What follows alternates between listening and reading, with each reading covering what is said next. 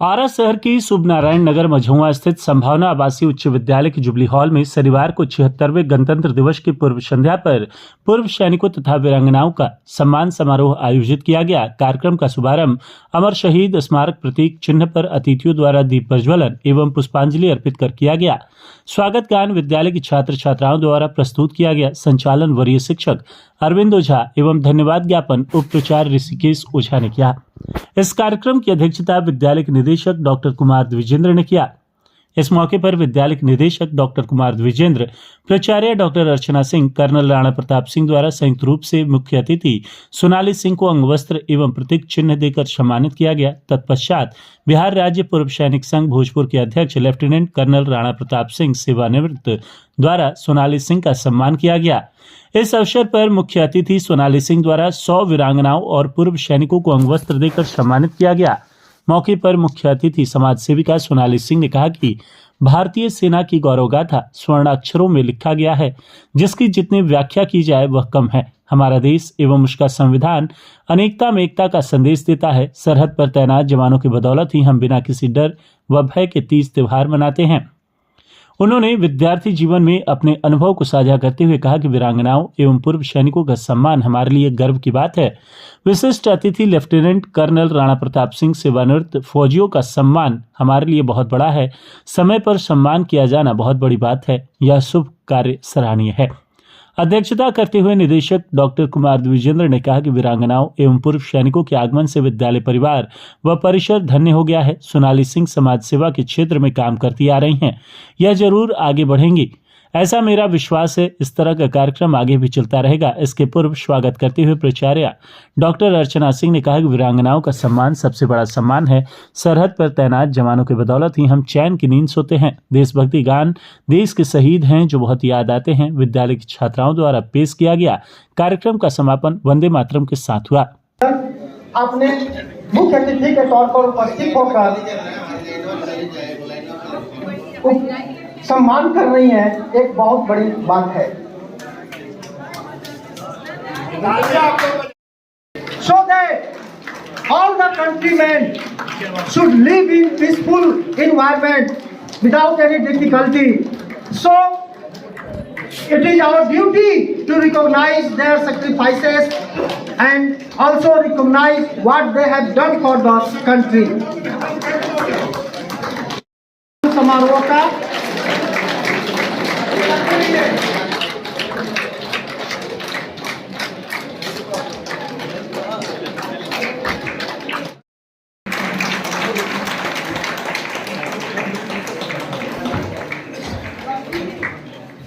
आप आइए।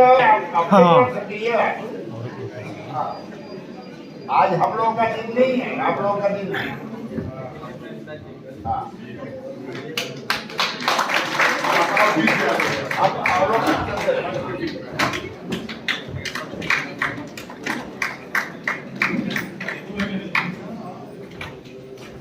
इन युद्ध वीरों को देखिए, जिन्होंने अपनी यूथ पूरा का पूरा यूथ देश के लिए समर्पित कर दिया और कितने गौरवमयी उपस्थिति दे रहे हैं। इनके साथ माता की वंदे वंदे वंदे। धन्यवाद। कृपया बैठा जाए।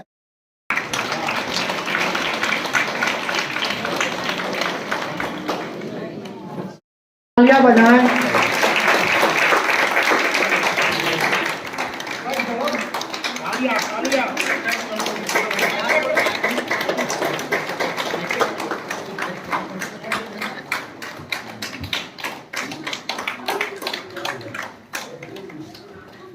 कृपया तालियां बजाते रहें बच्चियों के हौसला बढ़ाने के लिए।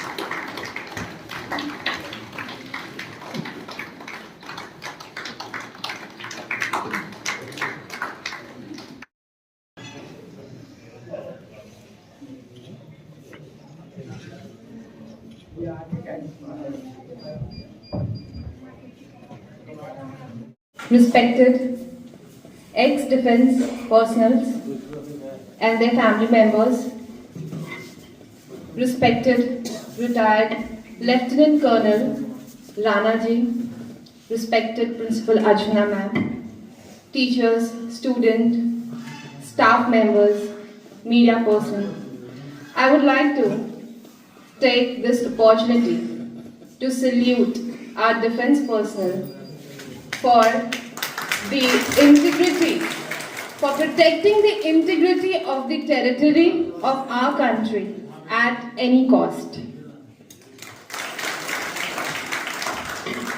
आप लोगों को संबोधित करके मुझे बहुत खुशी हो रही है और ये बताते हुए और ज़्यादा खुशी हो रही है कि मैं खुद एक एक्स सर्विसमैन फैमिली से बिलोंग करती हूँ।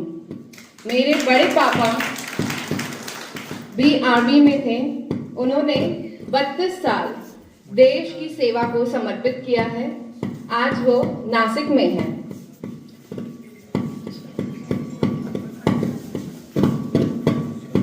हेलो। कि मेरे बड़े पापा ने भी 32 साल देश की सेवा को समर्पित किया है।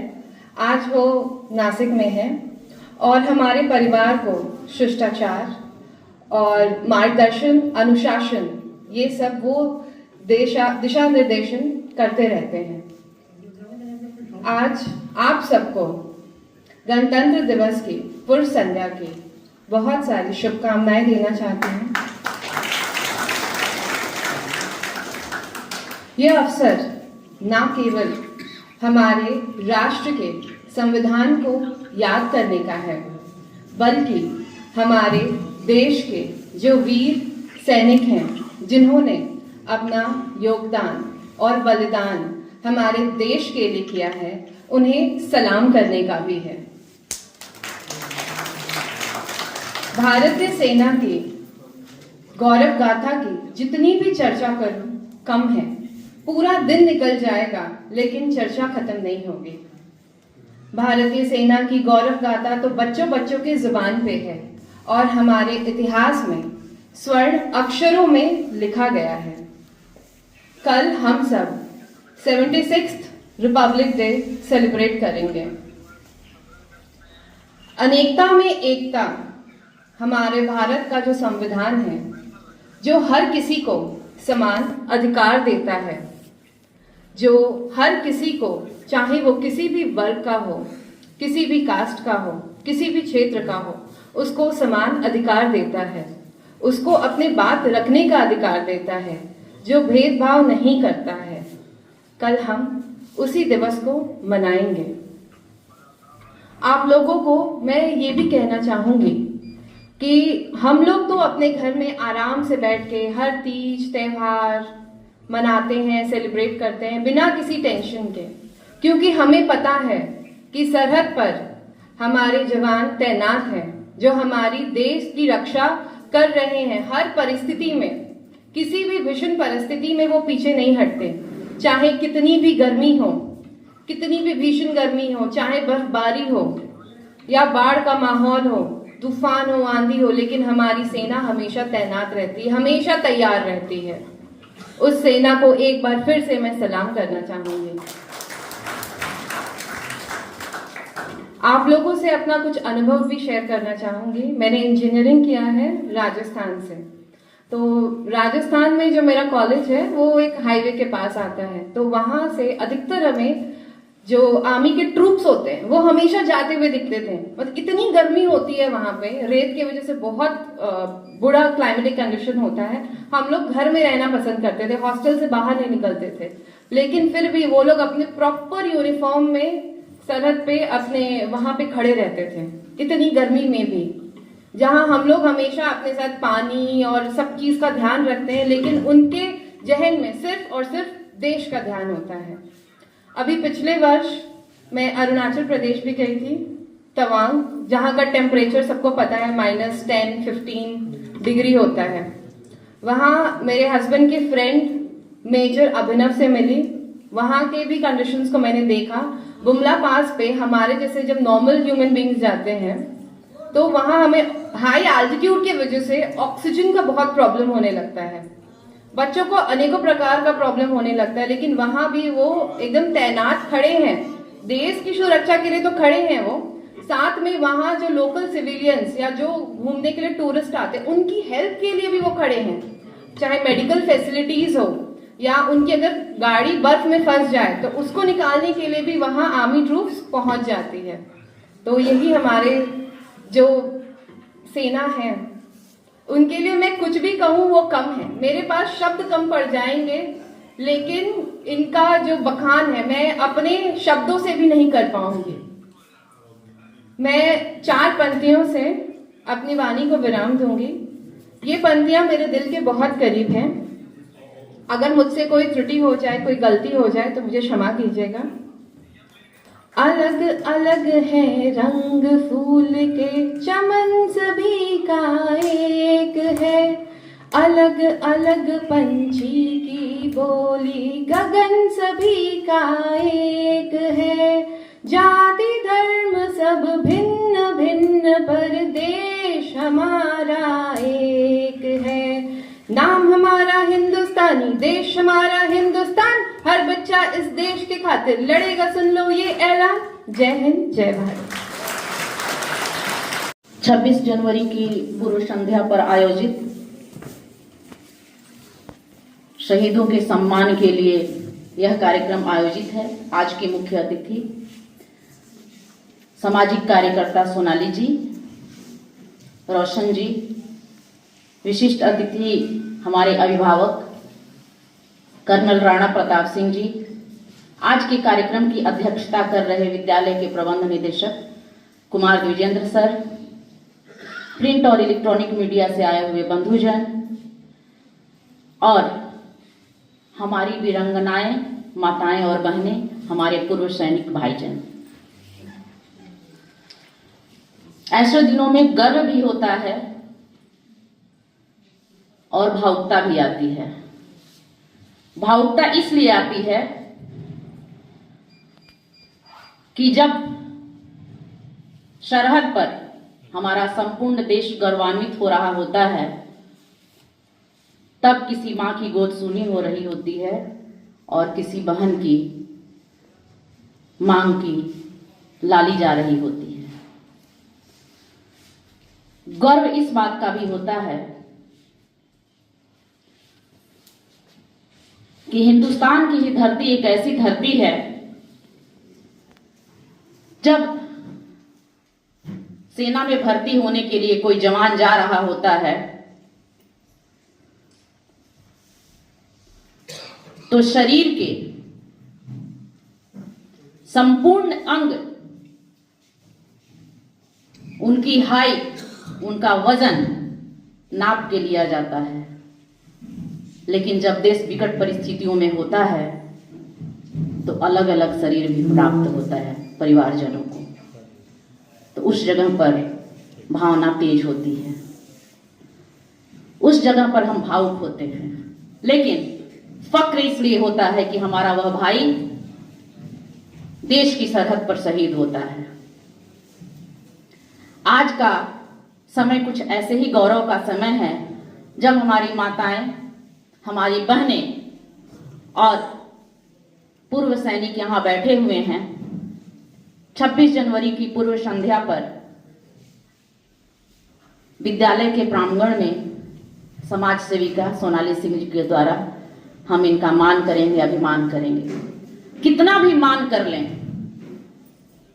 लेकिन इनके समर्पण के आगे हम कुछ नहीं कर पाते हैं। इन्होंने जो खोया है उसके बदले हम कुछ तो नहीं दे पाते।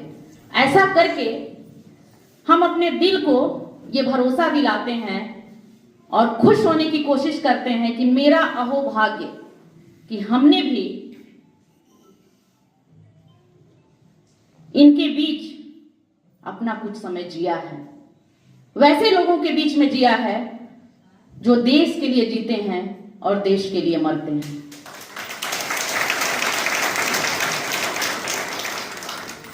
ऐसे देखा जाए तो सैनिक सरहदों पे अपना काम करते हैं, सिविलियंस भी अगर अपना काम कर रहे होते हैं सही ढंग से, अगर देखा जाए तो एक शिक्षक अपनी शिक्षा को अच्छे से दे रहा होता है तो वह भी देश प्रेम कर रहा होता है। एक इंजीनियर एक अच्छा पुल बना रहा होता है तो भी देश प्रेम कर रहा होता है। लेकिन भारतीय सेना में जब एक युवा भर्ती होता है तो उसके घर वाले और खुद वह सोच कर जाता है कि जिएंगे तो देश के लिए और मरेंगे तो देश के लिए।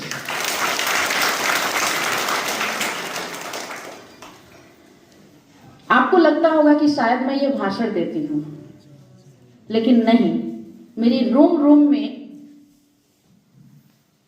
हिंदुस्तानी सेना के लिए जज्बा है, क्योंकि मैंने भी 2 साल एनसीसी कैडेट के रूप में जिया है और मैं देखी हूं, जब मैं बोलती हूं तो मेरे रोंगटे खड़े हो रहे होते हैं।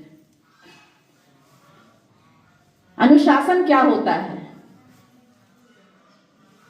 वर्दी क्या होती है, जब हम बीमार सा महसूस करते थे परेड करते करते, और जब वर्दी पहनकर और बेल्ट पहन लेते थे तो मुझे भी यह अनुभव होता था कि नहीं, 101% हम फिट हैं, अब तो हम सब कुछ कर सकते हैं। तो सेना की वर्दी पहनकर और उसके बेल्ट को पहनकर, उसके बैज को लगा करके हिंदुस्तानी सेना के नौजवान कैसा अनुभव करते होंगे। तभी तो मर मिटते हैं अपने राष्ट्र के लिए, अपने देश के लिए। मैं ज्यादा कुछ नहीं बोलूंगी, आप सभी के लिए एक बड़ा सा सैल्यूट देना चाहूंगी कि आपको भगवान ने चुना कि आप वैसे बेटे की मां बनिए, आप वैसे जवान की पति बनिए जो देश हित में आए। यह आपके लिए बहुत गौरव की बात है और हमारे लिए बहुत आदर की बात है। मैं अपने बच्चों को भी बराबर यही शिक्षा देती हूं कि देश से बड़ा कुछ नहीं होता है। देश सुरक्षित है तो हम सुरक्षित हैं, हम आराम से यहाँ बैठे हैं, हम खड़े होकर बोल रहे हैं, अपनी भावनाओं को अभिव्यक्त कर रहे हैं। पिछले कुछ सालों में हम चले जाएं, जब हम गुलाम हुआ करते थे तो बोलने की भी आजादी लोगों को नहीं थी, अभिव्यक्ति की आजादी नहीं थी। ये भी बहुत बड़ी आजादी होती है कि हम अपनी भावनाओं को एक दूसरे के सामने प्रकट कर सकें।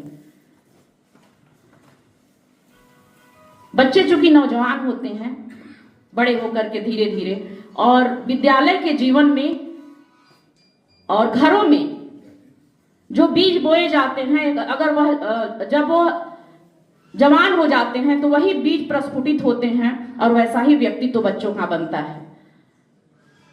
तो हम उनको कर्मठता सिखाते हैं और देशभक्ति सिखाते हैं और पठन पाठन बाद में सिखाते हैं। और आज पुनः जरूरत है, आप हर एक जगह देखिएगा हमारा देश समृद्ध हो रहा है, हमारा देश विकसित हो रहा है, लेकिन बहुत सारी चीजें ऐसी हैं जहां पर हमें खड़े होने की जरूरत है, हमें उसको बदलने की जरूरत है। और ये काम युवा ही कर पाएगा, बात कहने से नहीं होगी, उसको प्रैक्टिकली लागू करना होगा। तो मेरे मन में एक भाव आ रहा है, मैं उसे आपको बताना चाहूंगी कि